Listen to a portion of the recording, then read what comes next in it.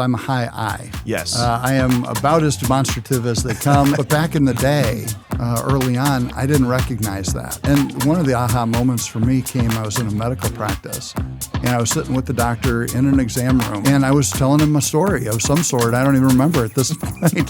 But I remember him saying, "I'll be right back." And he never came back.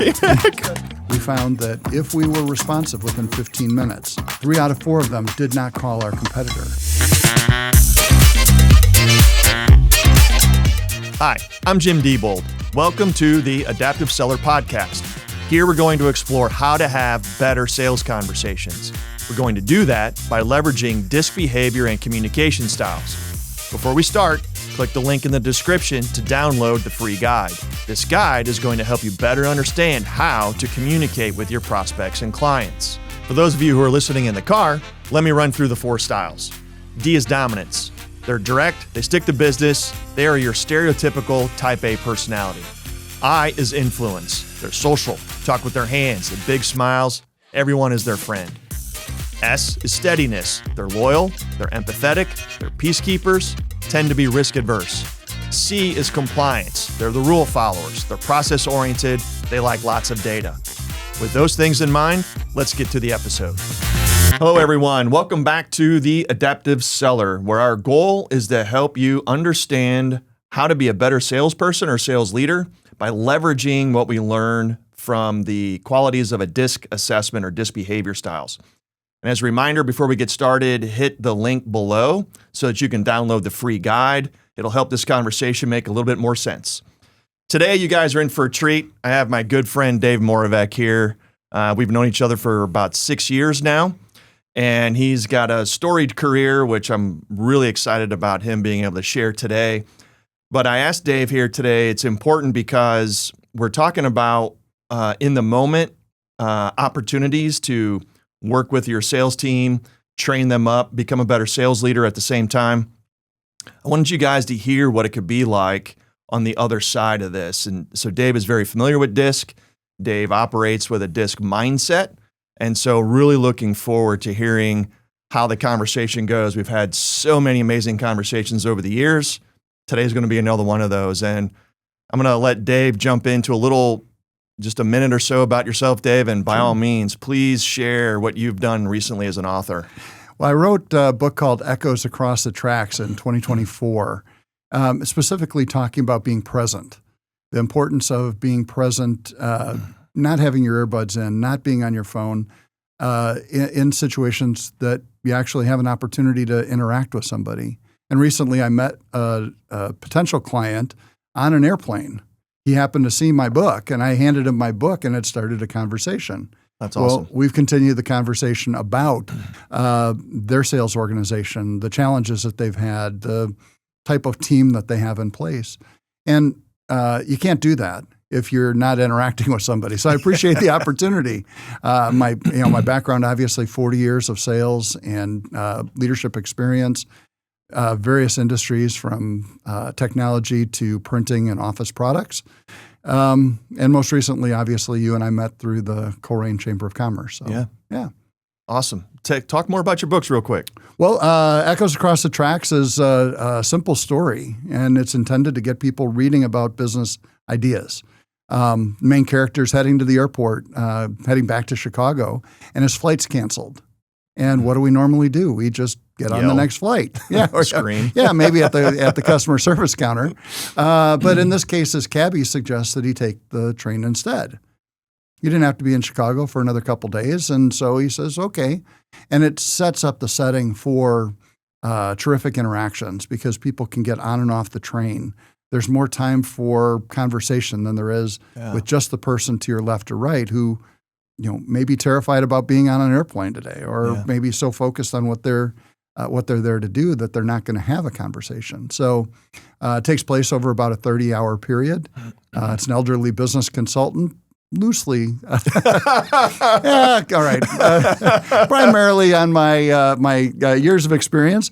But he gets to Chicago. He's had some interactions with people, and he's also done some time travel. And if you can picture a 65-year-old, 75-year-old consultant going through some business time travel, who can he tell? So in the second book, Echoes to Remember, he actually considers that from the beginning of the story. Who could he tell about his time travel experience back to 1914? And 1914 connects to a book that I had shared with you longer ago through the Alexander Hamilton Institute, and Echoes of Success came from that. So, that's where the book idea came from. The second book is focused all about customer service, and customer service today, as you know, is not at the highest of levels. It is not. It is very challenging. And you said something really important there that dovetails perfectly into understanding the prospect you're speaking with, or even an existing client if we want to do better with them, and that's the DISC behavior styles. Mm-hmm. You really have to be present, paying attention to what's going on to understand the cues and things that they're giving you so that you can then lean into those and do better faster, so to speak. Absolutely. So kind of dealer's choice today, Dave. You have such a wealth of knowledge and experience. What might be an example of a challenge that you've had at some point in time, either with a past team or maybe a client scenario or prospect scenario, that would be great for today's conversation? Well, one of the things that you know about me is I'm a high I. Yes. I am about as demonstrative as they come. And if you want to talk about baseball, we could not talk about DISC the rest of the day. We might end up talking about some other kind of athletic event. Yep. But back in the day, early on, I didn't recognize that. I found myself being conversational to a fault. Yeah. And that got me in some bad situations where I wasn't recognizing the time that the client had. And all of a sudden, poof, the time was gone because we were sharing stories and we never got to the sales conversation. Yes. Imagine that with a DISC personality of somebody that's a D or a C. Yes. All of a sudden, they're going, let's get on with it. Yeah. And we're not getting on with it because I'm just conversational. Man, that's a great point. D's and C's are task-oriented folks. They want organization. While the D is, or either, are perfectly happy to hear about your pets and whatever vacation you took last week and things like that. They'd rather do that at happy hour, if ever, but not during business, right? Correct. It's like, let's get to the action and activity and move on from there. And eyes can be great at missing those cues. Yeah.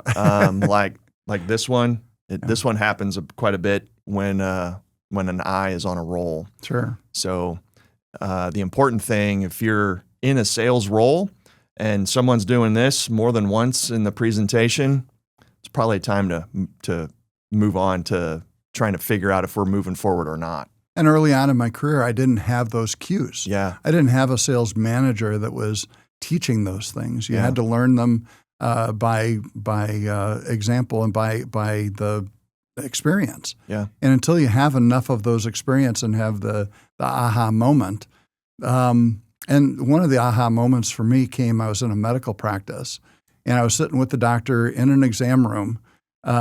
We sold medical printing, file folders and all the guts for the inside of medical charts. And I was telling him a story of some sort. I don't even remember at this point, but I remember him saying, "I'll be right back."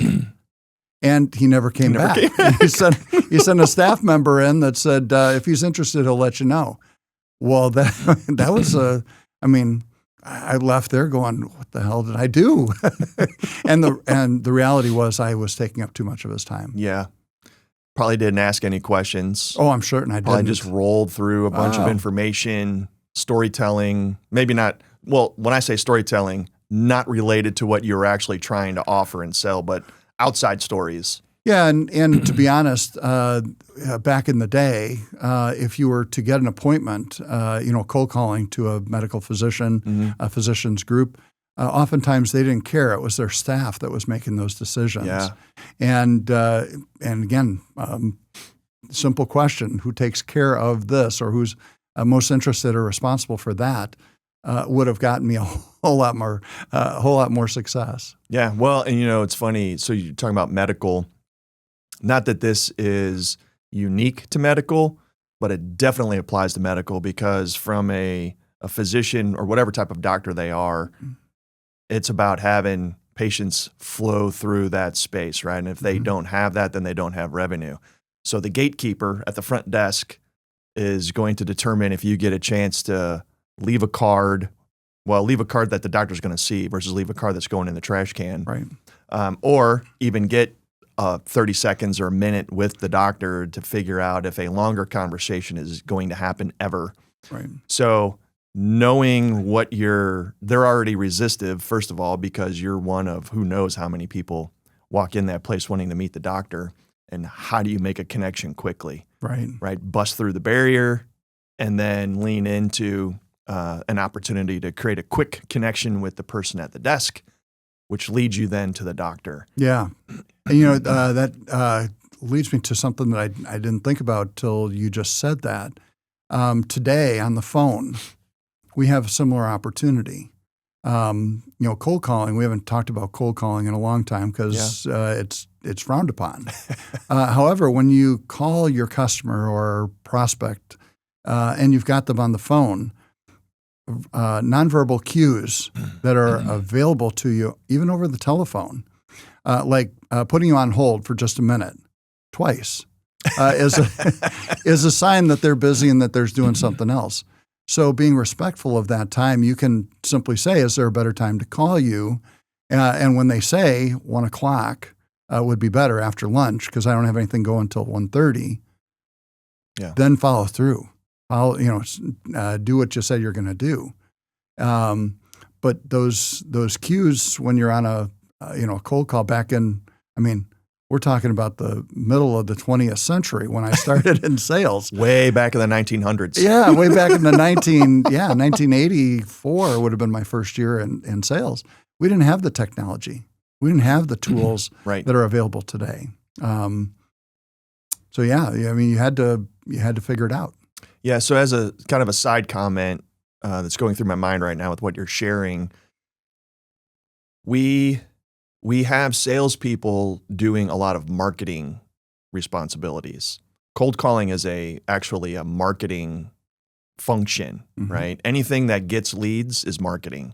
And we've always tasked salespeople with getting leads, and they call that a sales function. It's not. It's a marketing function. Now, that's even more important if you're doing face-to-face marketing, whether it's at a networking event, cold calling, whatever. These techniques in DISC allow you to see quickly from body language to tone, word choice, all of those things that allow us to lean into, who am I about to approach? Yeah. Like if they're off by themselves, they're obviously somewhat introverted or very introverted versus are they commanding the conversation with a bunch of people around them or a couple people around them? What does that mean and how do I approach that? All of those cues that make a big, big difference. Another thought that just came to mind since we're talking about going to networking events is with what you're sharing, we didn't have those tools and we just went and did it. A very common tactic for a salesperson who is doing these marketing functions, getting out into the public, is to take 100 business cards to an event and trade out 100 business cards, right? What a humongous waste of time that is ultimately. The better approach, call the person that's in charge of the function, get a guest list, see who it is that would be best for you to meet, and find out who knows that person or people. Absolutely. And then instead of half a day at a big convention or whatever it might be, you might spend an hour. Get the 5 cards you actually need or want, and then leave and go do something more valuable with your time. Yeah, absolutely. And those the individuals who are putting on those events have that information available. And if they know, like, and trust you to know that you don't want to pass out 100 cards and that you'd rather meet those 5 people, then maybe they can even make those introductions on your behalf. Yeah. So let's get back onto a DISC type question. Can you, like to the best of your ability, recall when either DISC became something known to you or through a lot of trial and error started to realize maybe I need to not talk so much? Like something, one of those two. Yeah, I think I became a sales leader 2 years into my first real professional sales job. So early. Yeah, very early. This was 1986. I became the national sales manager for one other person. And but the intent was for us to build a national sales force. Okay. And I had become successful at that point, but I didn't know why, because it was by the seat of your pants learning. There was no formal training. Yeah. And so actually my title became Director of Sales Training. And so I actually studied a lot of the techniques that were available at the time, Zig Ziglar and Brian Tracy and Tom Hopkins, and started to apply it to this specific industry. And I started writing some scripts. And those scripts included lots of questions. Yeah. Those questions had to be asked by the sales team. And each of the salespeople that I hired had different personality styles themselves. They weren't mirrors of myself. Yeah. And so I remember once a young woman, we were at the counter, and she was a high I like myself. And she's trying to impress me because I'm behind her in the sales situation. And she's going on and on and on and on and on about all the great things that we can do. Yeah. And from a printing perspective. And the woman at the other end on the side of the counter said something about, do you do checks? And she said, oh, yeah, we do checks and we do all sorts of other kinds of printing and we will go out and do this. And we got to the end of it. And I said, I looked at the woman. I said, did you say you needed some checks? and it was a pause for all of us to recognize we didn't listen. Yeah. We didn't hear her say she needed checks. Maybe I heard it or saw it in the background, but clearly the woman who was doing the sales call had not. Yeah, she would have paused and said, "Well, tell me more about the check provider that you're currently using. Why aren't you happy?" or whatever that was. Right. Didn't happen. Yeah. There's so much of that even still today. I wrote a chapter for a collaborative book, and so I did some research, and the numbers are really staggering at how much money is invested in various trainings, sales training, of course, leadership development, all kinds of training. But specific to sales training, even though, say, back in the 80s where you feel like I was definitely self-taught, I had a 2.5 day VHS tape Xerox training. It was great. We did role play and all that kind of stuff, but that was it. 2.5 days for a 20-year career. Right. No additional updates, support, anything like that. And organizations, their heart is in the right place. But you mentioned sales manager. You didn't have one really who was training you. Today, from what I've experienced, it's even less. Not because they don't want to or can't, but the burden that they have from the higher ups, they're really doing other things that are more logistical than necessarily supporting the sales team in a training capacity, which is why, of course, all the different training and stuff occurs. Sure. But unfortunately, the breakdown is after the training happens, then they're done. Right. And they expect it to stick, but it doesn't stick. Not because the salespeople aren't smart, not because the training wasn't good.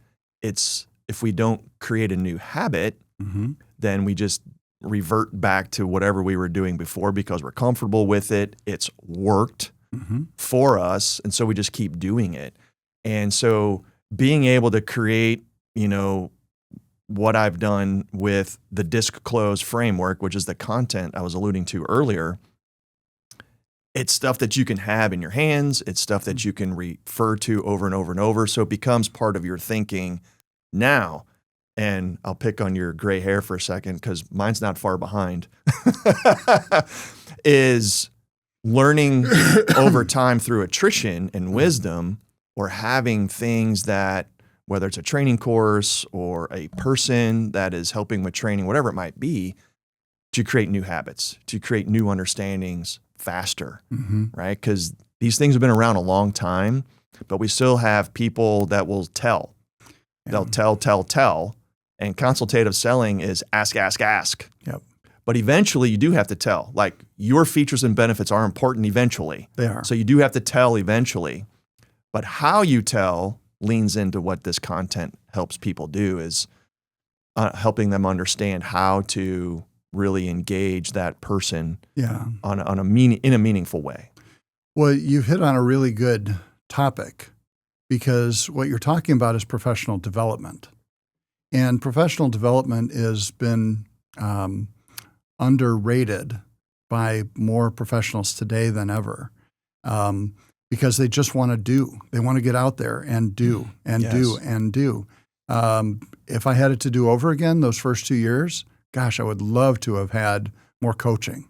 I would have loved to have had more situational role play before I went into those experiences, because my commission dollars would have been a whole lot more those first couple of years.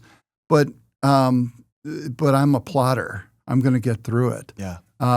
There's so many tools available. The program that you're talking about and the tools that you're providing give the person who's using them one more thing in their arsenal. But you might find it in this book. Right. You might find it on a podcast. Right. You might find it right here in this conversation that strikes a chord with you. But if you don't put it to use, if you don't use it on an ongoing basis, you become the burger flipper that's in the back. Just continue to do what you're doing. Professional salespeople, I've said all along, there's a third that are getting into the business. They're new and they're fresh and they're getting started. There's a third that are professionals. They're embedded in it. They're trusting the tools that are out there. And there's another third. They're on their way out the door, whether they know it or not. Their boss is already thinking about who's going to replace them, or they're thinking, this is really not for me. I need to be doing something else. Yeah. When in fact, if they had the coaching, had the tools, et cetera, to help them understand truly, I mean, if you went to a doctor and they were still using the technology from 1950, you'd think, I'm not going to that doctor. Well, today there are so many tools available to sales professionals, to sales leaders. And I'll just add one more thing. I thought about this before when you were talking, is that oftentimes the sales leader is the owner in a small business. Yes. And they're tasked with the operations, they're tasked with the accounting, they're tasked with the personnel, and they're also tasked with teaching their son or their daughter or the next salesperson who's going to come behind them. And they don't have the time, or at least they don't think they have the time to do that. And I think that's a misstep on their part. Whether that's handing it off to a coach like yourself to be able to help that person get to the next level, recognizing that they don't have that time, or being able to truly mentor them into that role and saying, I need to find somebody else operationally because my skill set's in sales and relationship building, and I want to pass that on to my team. Yes. No, that's a great point. It is challenging to be a small business owner. We've both been there. And I had to get a chiropractor, right? The neck was a little too many hats. So think back, was there any kind of a common challenge maybe when you think of the different salespeople that you've led in your career? Any particular challenge that stuck out where if you would have understood these behavioral principles up front would have made it easier? Yeah, I think that especially early on when I had the privilege of being able to hire a team. I was hiring because I was only one of two salespeople at the time. Mm-hmm. So eventually I ended up hiring 17 salespeople that all worked for me. I mean, I hired more than that. Obviously, some didn't work. Yeah. But when I think about later in my career working with other sales professionals, maybe my second or third company that I was with, I learned so much from them because of the tools that they had at their arsenal and the experience. Because I was younger, even than several of those salespeople, and in looking back to the teams that followed those,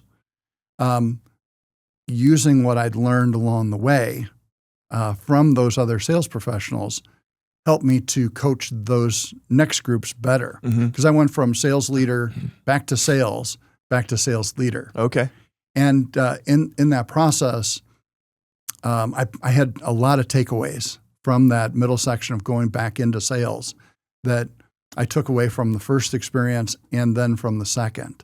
And I don't know if that necessarily answers your question, but it maybe starts a different conversation about the tools associated with each salesperson being different. Yes. And each of their styles being different, and adapting those best qualities from those salespeople to elevate it to the next level. No, that's a great point. I actually love that a lot, because when I have a conversation with folks, it's the DISC assessment, the content from the assessment. It will show you what you're naturally good at, and it will show you the things you're not naturally good at.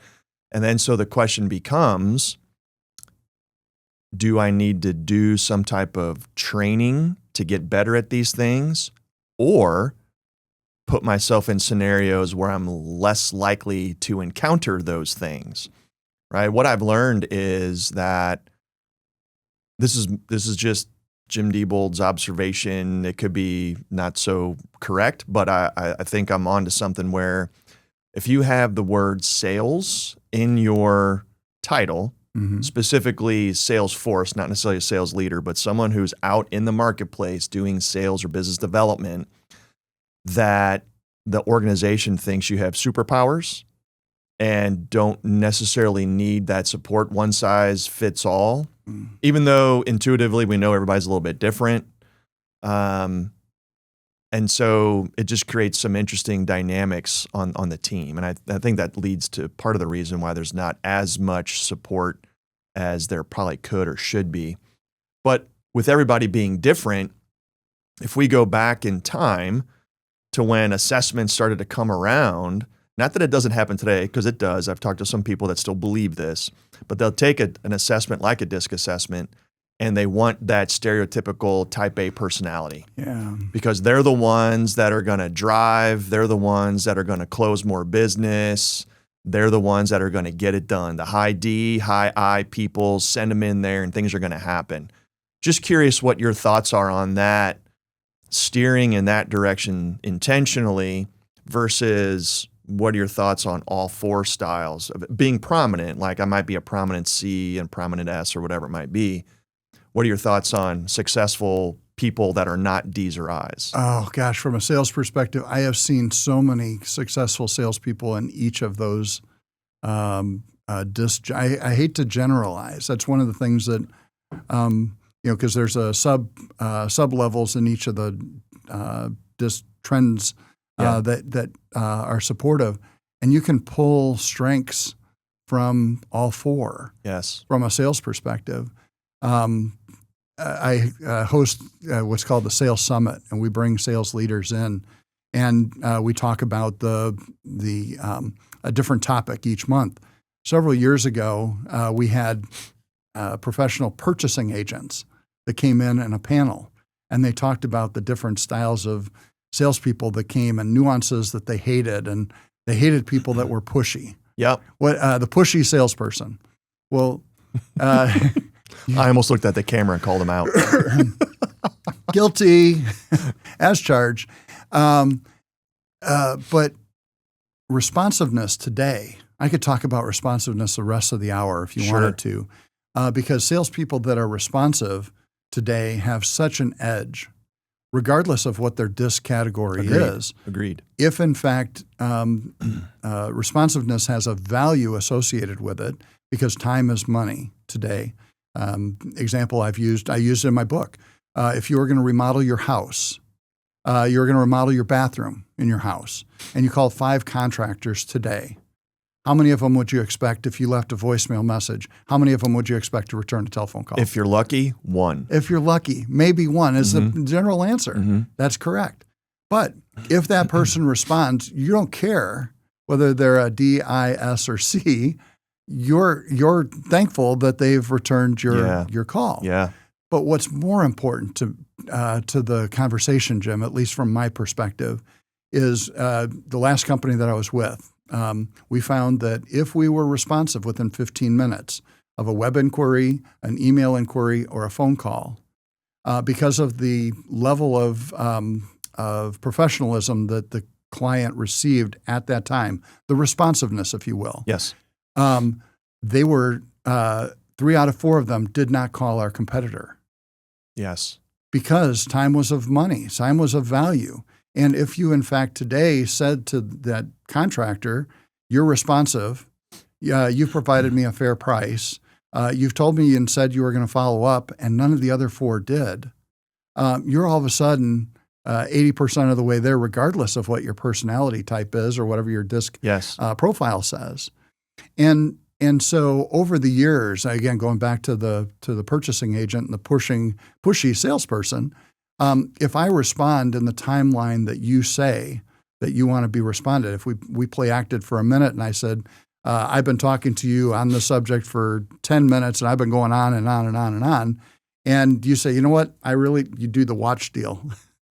I say, I understand that, and now I've shifted. Now I'm paying attention to what it is that your style says. Is the decision that you're looking to make something that is time sensitive? I mean, do we need to go through the features and functionality today, or do I need to get you some more information and get back to you tomorrow or next week or whenever it is that's best for you? Yeah. All of a sudden now the person on the other end says, this guy's got some credibility. He's talking to me in my world. Yes. And he gets me. He gets me. Yeah, exactly. It's not about him. And as pushy as I want to be, if my product isn't the right solution, doesn't have the right value associated with it, it doesn't matter. If I'm not being genuine about the solution for you, if I'm not thinking about your best interests, and that's really the foundational piece. That's the component I think that's missing today. Is if I'm pushy and I'm telling you that this is what you need without you saying back, being able to say back to me, no, I think that solution's better. Yeah. I'm not listening. No, I love that, Dave. And you with what you were just sharing there, you went down into some nuances of the sales piece. So when it comes to responsiveness, knowing that because of whatever your product or service is, you're probably not the only one that's being contacted. Mm-hmm. And that particular exchange is probably more transactional.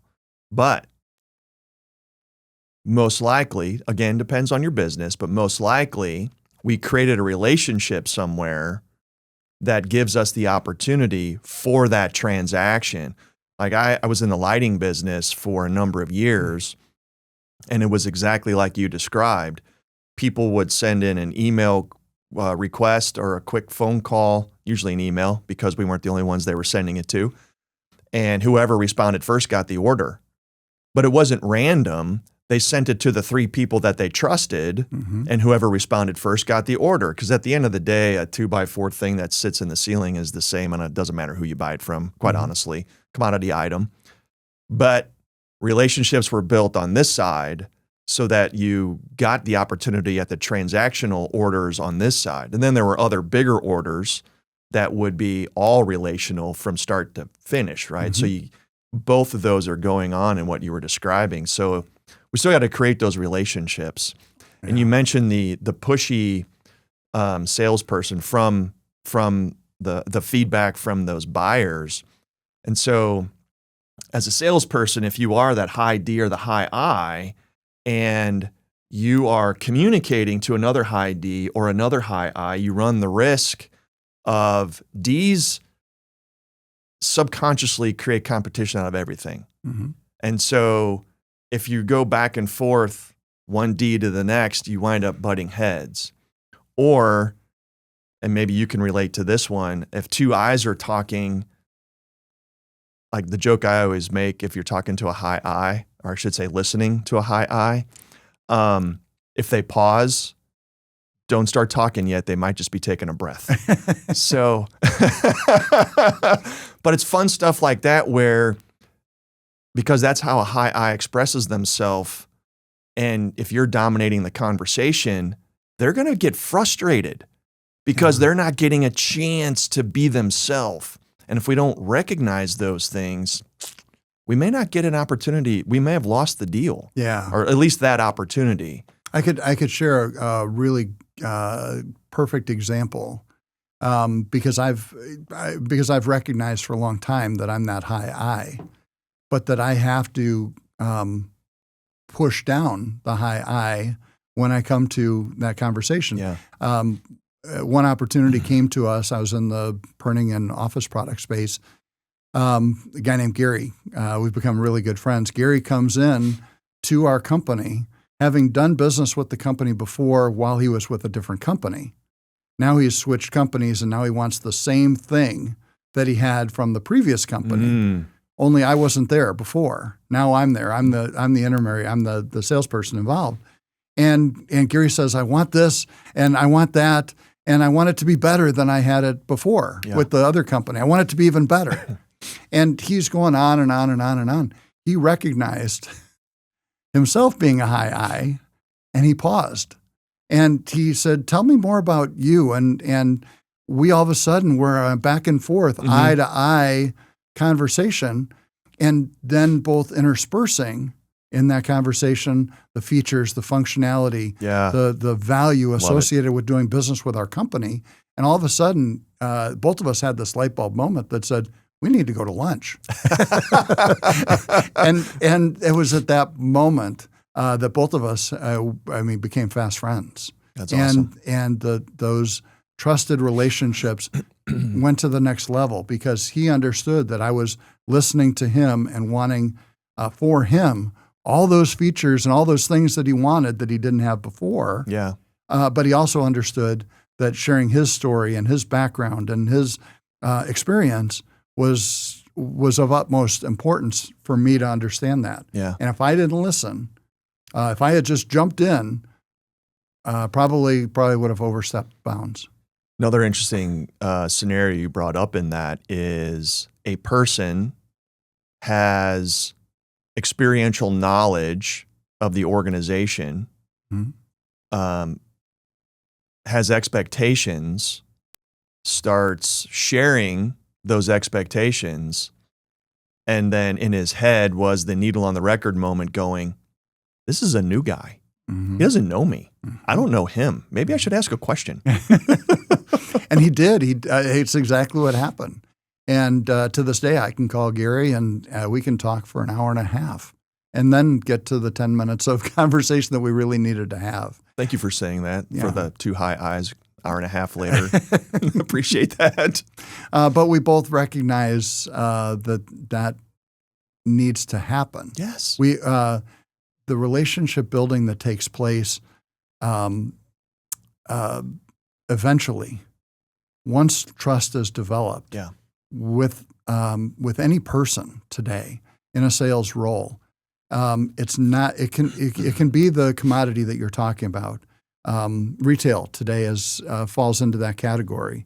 Amazon, throw that into the mix if you want to, because it has a personality. Personality is what you see on the screen. Yeah. But if you go into a box store for a hardware item, you're only as good as the people that say it's in aisle 19 in the middle of the aisle on the middle shelf, because otherwise you're just in this big, huge box store looking for.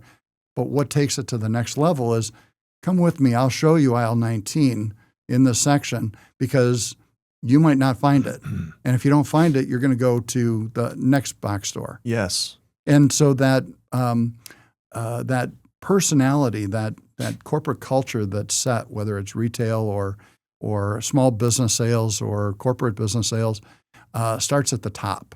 And that store manager has said to the person in the orange vest, you need to take care of the customer. Yeah. And that means going over and above. That's the responsiveness that we were talking about earlier. Yeah. Regardless of, I want to tell you my story on the way to aisle 19. Which is likely to happen. Which is likely to happen because I'm going to tell you about the toilet bowl that is overflowed and all the details. If the retail person says, you know what, I really don't care, I'm going to take you to aisle 19, you're going to recognize that in that person. You may still purchase the product because you're there, right? But will you go back? That's a great point. Empathy for that other person, whether they're looking at their watch and saying, hey, I need to find aisle 19 immediately, and them going, okay, I'm going to take you to aisle 19 really quick, or whether it's meandering over to aisle 19 and hearing my story about what it is I need. Yeah.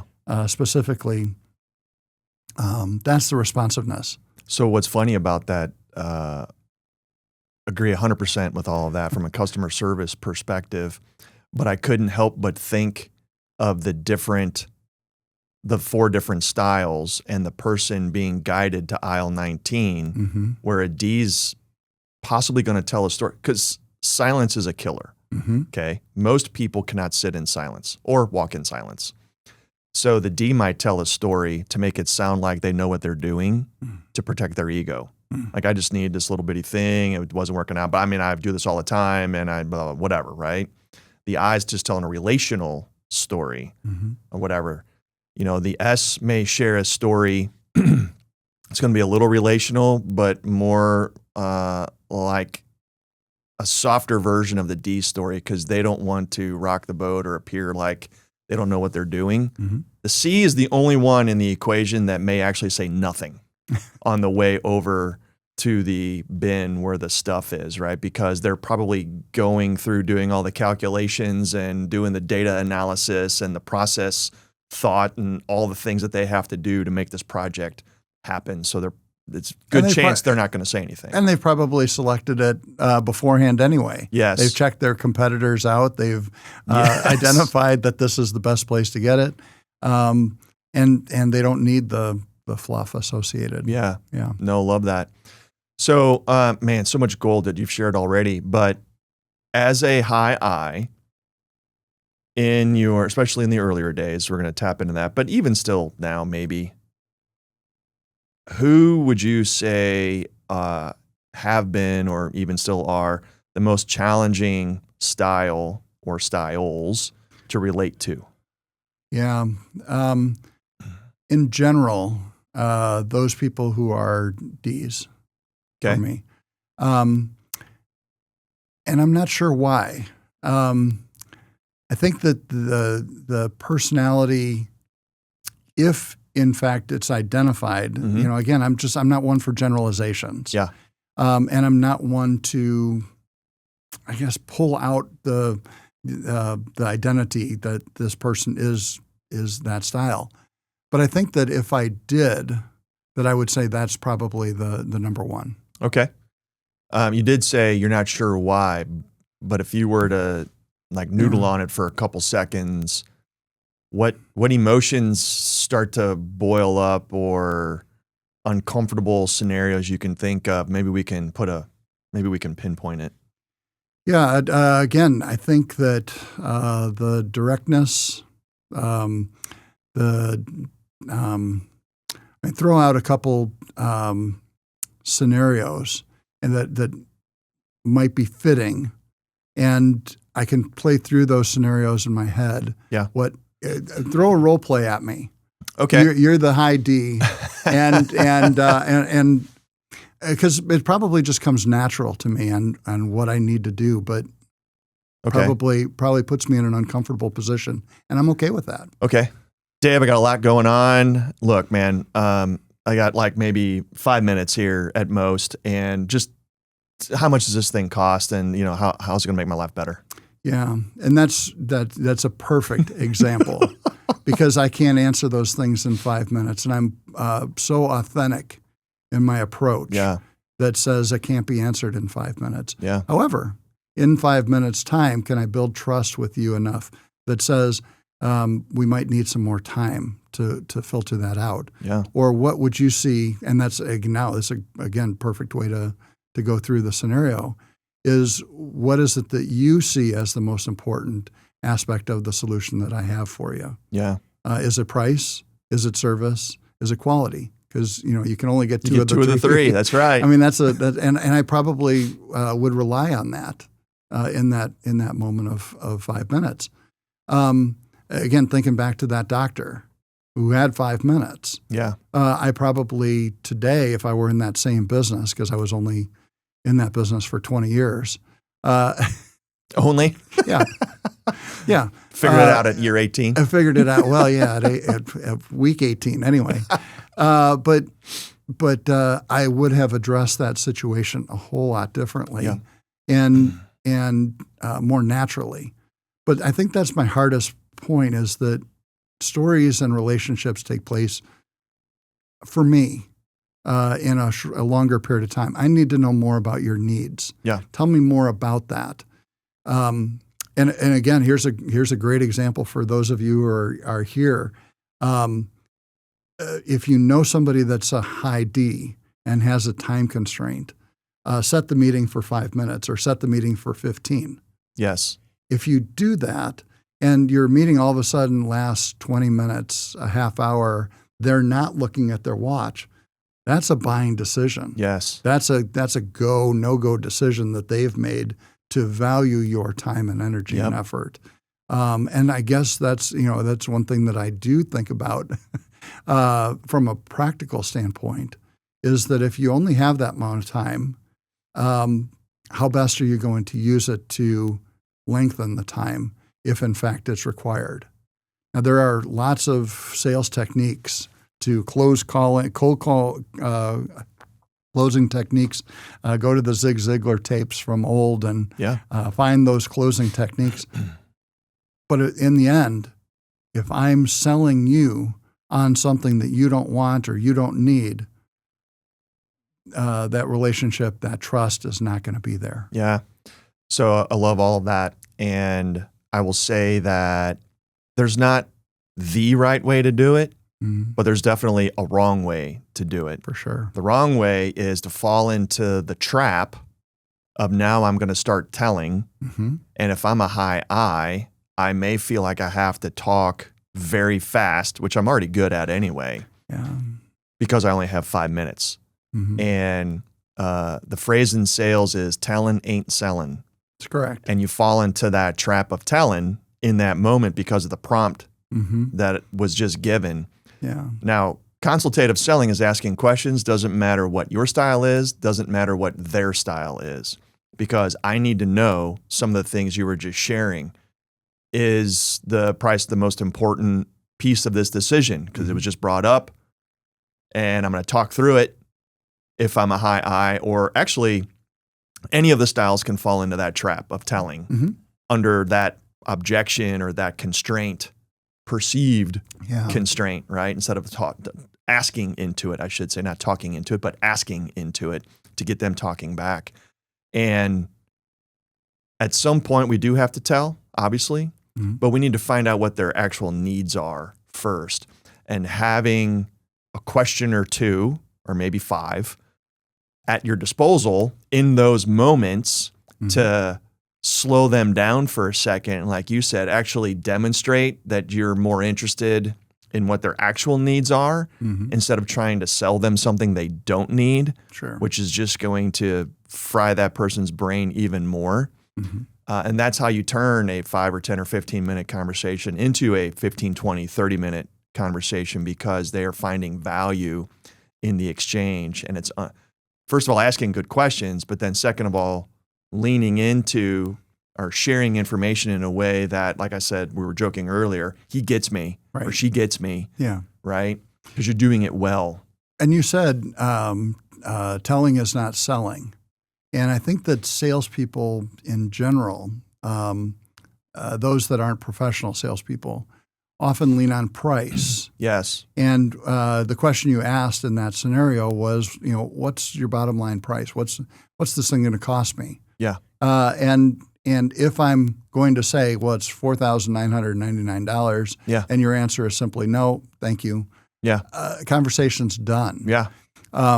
However, what's the value of the solution that you're looking to have, and how does that value compare to the other things that you're considering?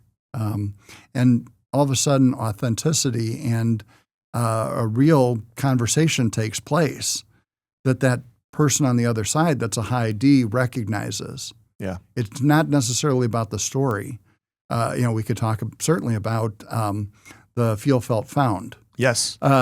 You're a master at feel, felt, found. Yeah. And you've probably taught it on the Sales Summit. Many times. And at that point, if you're able to do that for the high D that you're talking to, they recognize, in fact, that you're looking out in their best interest. Yes. Yeah. I mentioned there's not the right way to do that, but you can lean into, the questions can lean into the price. The questions can lean into the time. A statement can be made that says, you're obviously busy. It depends on why you're there. Mm-hmm. I shouldn't say why. It depends on how you got there. Yeah. Like if somehow it was a cold call and somehow you were given these 3 minutes, that's very different than you were contacted because they know there's a need or at least a curiosity, but then something happened and now the semi-scheduled meeting, they're distracted mentally, right? So there's different approaches to each one of those scenarios as to how you can lean into their either real or perceived challenge with time, or they're blowing you off and they really don't want to talk to you at all. And that's where it's important for you to understand style, which is body language, tone, all of those things. But let's be honest, we all, no matter the style, we can all try to get rid of the salesperson. Mm-hmm. But how we're doing it is more the tell. Yeah.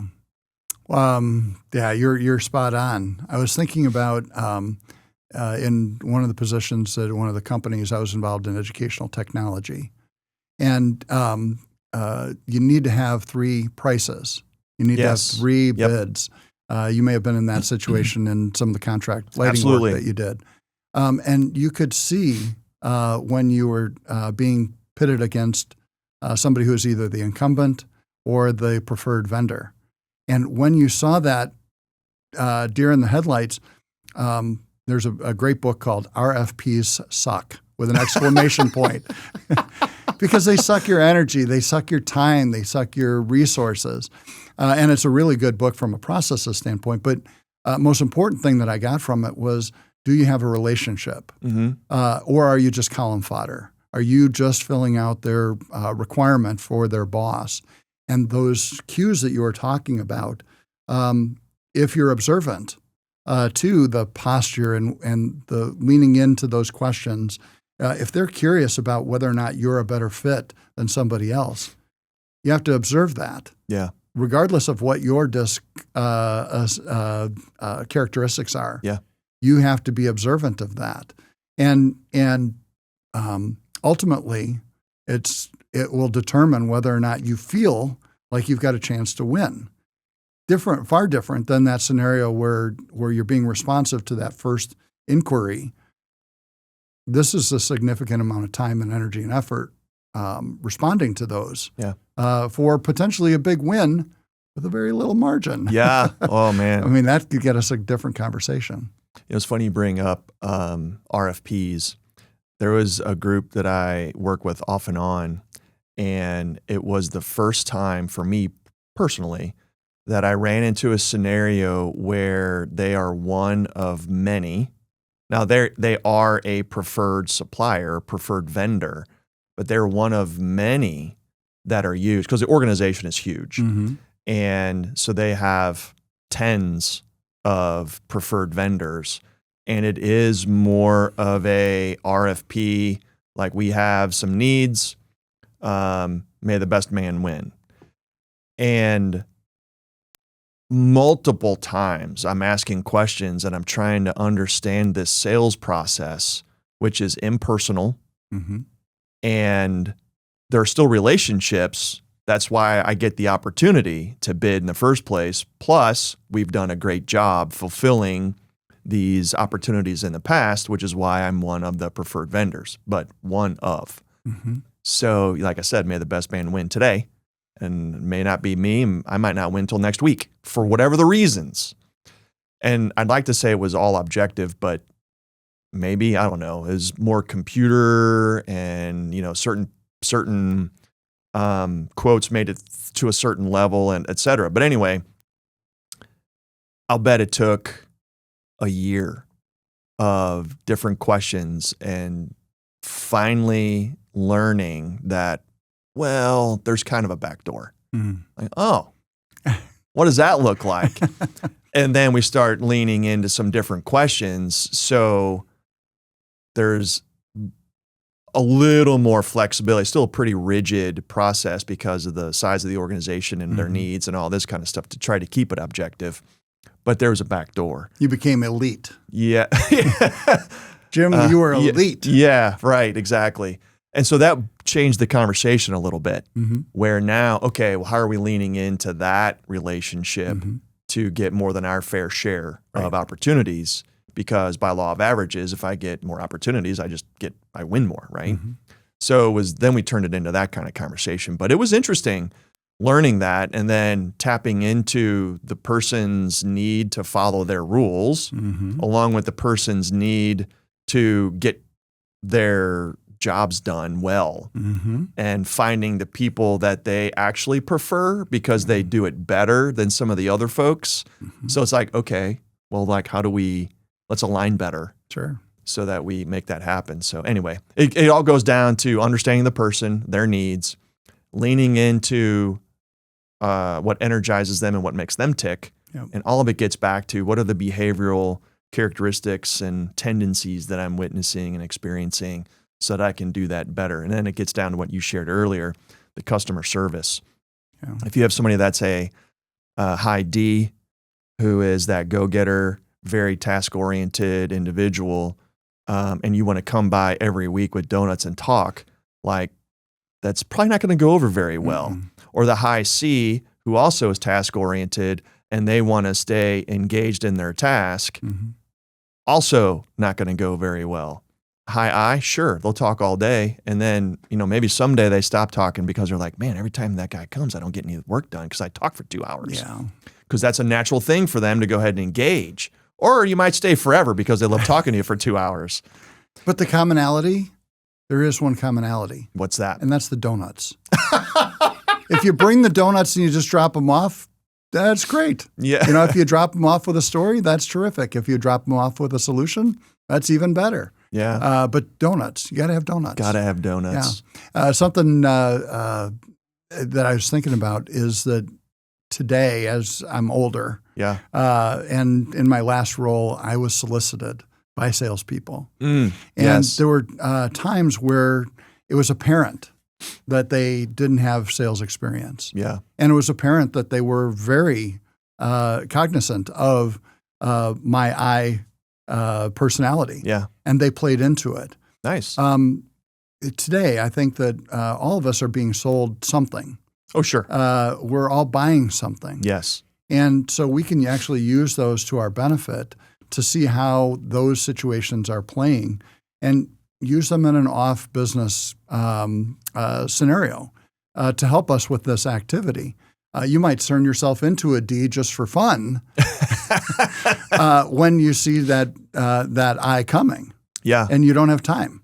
And you might just look at your watch, 3 minutes into the conversation, even though you're a high I, just to see how they might play with that scenario. Yeah, now you're having fun. I like that. Leaning into, like the people that have fun with the cold callers at home on the phone. Oh my gosh. And they intentionally pretend like they're interested or do whatever to.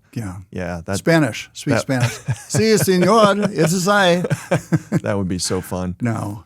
But so what's interesting is making those connections. Man, I just lost my train of thought. But making those connections with the people as they're coming in, and like you said, they're kind of cognizant of it.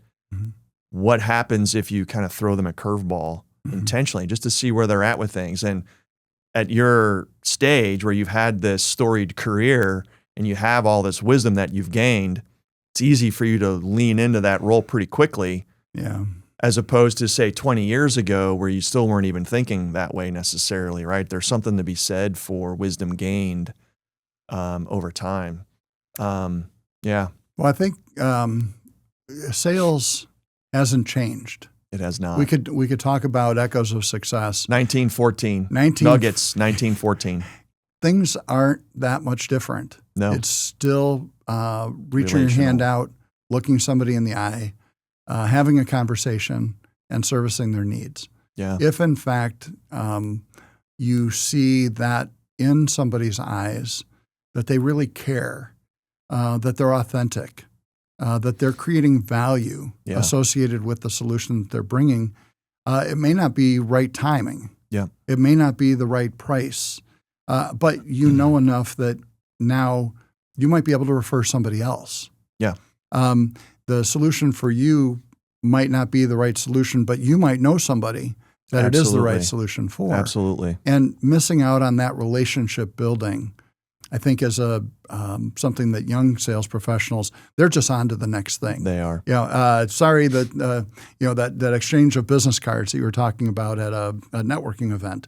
I could hand you 100 business cards, hand out 100 business cards, but eventually I've got to come back to decide which of those 100 people is the best solution. I worked with an incubator group at the University of Indiana. This was 5 speed dating opportunities with entrepreneurs who had startup companies less than 2 years old. Mm-hmm. And I asked them specifically, do they know who their target audience is? How many of the 5 knew who their target audience was? 0.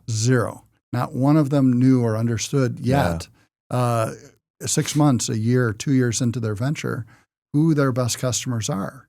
And if I understand that, Jim, you're a really good prospect for the services or product that I'm selling, then I've got the right audience. But if I have no idea, if it's just totally random, like that room of 100 people that you're networking with, I don't have any idea. I got to find a commonality. And so honing in on that target audience, not just the geographic, the demographic, but the psychographic component of that, meaning does that person fit my best type of client? Because if you're buying strictly on price and I'm the high-end solution provider, there's little chance of there being success, regardless of the disc Agreed. Styles that are there. However, if I've created the environment, think of something that you just give me an idea of something you've paid more for than you thought you were going to pay. Yeah. What would that be? That happens all the time. Yeah. Well, give me an idea.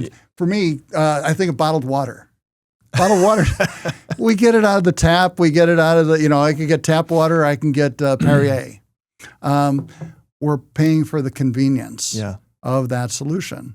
If from a services perspective, I value the relationship so much that I'm willing to pay 10% more, 20% more, twice as much more for that value, it's because of the relationship that we've built. Yeah. Not necessarily because of the price that I'm offering. Yeah. So when you say, how much is your price? And I say, sorry, we need some more investigation. Can you tell me more about the value you see in the solution? It creates a different conversation. I just say for you, almost free. Almost free. Almost free. Well, again, we could get into pricing components. No. Well, we don't have time for that one today. We probably do not. Actually, it is time to wrap up. And Dave, this has been amazing. And I'll bet that we could probably go on for at least another hour or two. Not because we're high eyes, but just because the content's fantastic. Quick circle back. I remember what I wanted to share earlier when you were talking about selling and buying. Mm-hmm. There's another phrase. People don't like to be sold, but everybody likes to buy. Love to buy. So it's tapping into that relational piece. So anyway, everyone, thank you again for coming back to The Adaptive Seller. Remember to hit the link below for the free guide on how to sell more using DISC. And Dave, thank you again so much. Check out Dave's books on Amazon, where your favorite books are sold. That goes Wealth across of information. The tracks. That goes to remember. Yeah. Thanks again, Dave. Yeah. Thanks, Jim.